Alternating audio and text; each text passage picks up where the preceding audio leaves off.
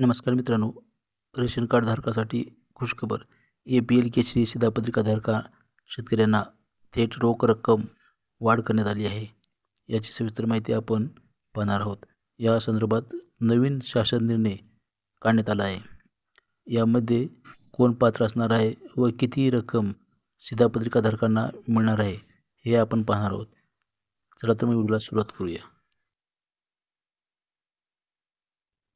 छत्रपती संभाजीनगर व अमरावती विभागातील सर्व तसेच नागपूर विभागातील वर्धा जिल्ह्यातील APL केशरी शिधापत्रिकाधारक शेतकऱ्यांना थेट रोख रक्कम हस्तांतरण योजनेनुसार देय असलेल्या रकमेत सुधारणा करण्याबाबत दिनांक 20 जून 2024 रोजी हा अन्न नागरी पुरवठा व ग्राहक संरक्षण विभागांतर्गत हा GR काढण्यात आलेला आहे.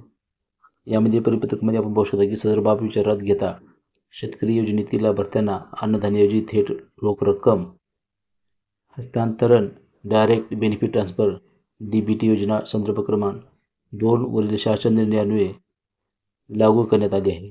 त्यानुसार राज्यातील छत्रपती संभाजीनगर, जालना, बीड, धाराशिव, नांदेड, परभणी, लातूर, हिंगोली, अमरावती, वाशिम, अकोला, बुलढाणा, यवतमाळ व वर्धा अशा 14 शेतकरी आत्महत्याग्रस्त जिल्ह्यातील राष्ट्रीय अन्न सुरक्षा अधिनियम 2013 अंतर्गत समाविष्ट न झालेल्या APL केशरी शिधापत्रिकाधारक शेतकरी लाभार्थ्यांना माहे जानेवारी 2023 पासून अन्नधान्याऐवजी प्रतिमाह प्रति लाभार्थी 150 इतक्या रोख रकमेच्या थेट हस्तांतरणाची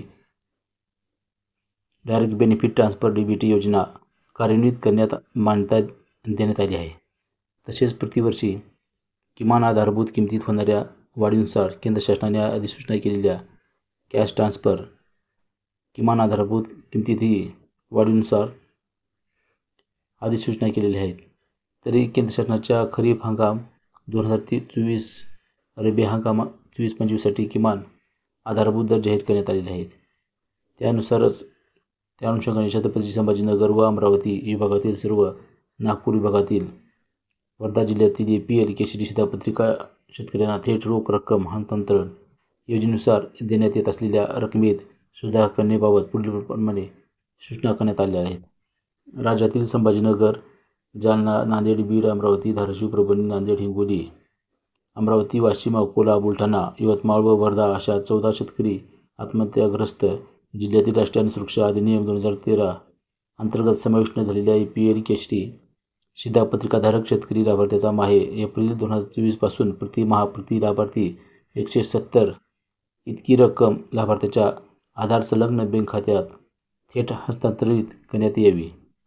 14 शेतकरी आत्महत्याग्रस्त जिल्ह्यातील दारिद्र्य APL केशरी शिधापत्रिकाधारकांना शेतकरी लाभार्थ्यांना थेट रक्कम DBT ट्रान्सफर योजना कार्यान्वित करण्यासाठी प्रमाणभूत कार्यप्रणाली तसेच सर्वसाधारण सूचना 28 फेब्रुवारी 2023 या शासन निर्णयान्वये देण्यात आले आहेत.